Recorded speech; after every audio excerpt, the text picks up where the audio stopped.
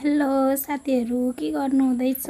म त बेलुकाको लागि सब्जी काट्दैछु। आज म पसल गइनँ नि त।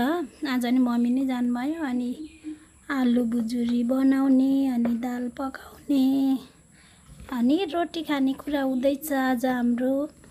हजुरहरूको घरमा के पकाउन खोज्दै हुनुहुन्छ कमेन्ट गर्नु होला। यी आलु बुजुरी बनाउने अनि दाल पकाएर रोटीसँग खाने। साथीहरू के गर्नु हुँदैछ हजुरहरू? म त सब्जी काट्दैछु। अब बेलुकाको लागि खाना रेडी गर्न खोज्दैछु। ल यति भन्न आएको, अहिले भेटौँला साथीहरू। यहाँनिर छ सब्जी पाक्दैछ। यहाँनिर मकै पनि पोल्दै गरेको। यहाँनिर छ मकै, सब्जी पाक्दैछ। मलाई चाहिँ उसिनेको मकै भन्दा पोलेको मकै मनपर्छ नि त। अनि यहाँ मकै पोल्दैछु। मकै पोल्दै गरेको। उसिनेको मकै चाहिँ मन पर्दैन नि त मलाई।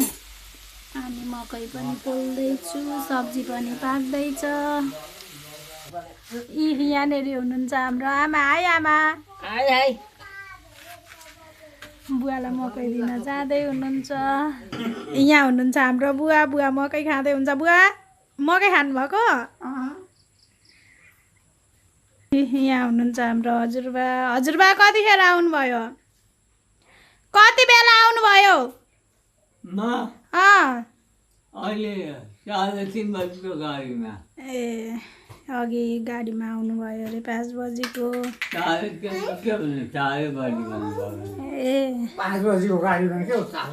यहाँ हुनुहुन्छ बुवा मकै कस्तो छ? मिठो भयो? दाँतले टोक्ने हुँदैन के मिठो न नमिठो? ए अनि स्वाद बेकार खानुभएको? दाँत दुखेर किराले खाएर मर्ने बेला हो। यहाँनिर मैले यहाँ रोटी लाउँदैछु।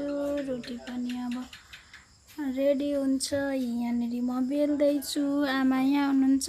आमाले पकाउनु हुँदैछ रोटी, म बेलिदिँदैछु।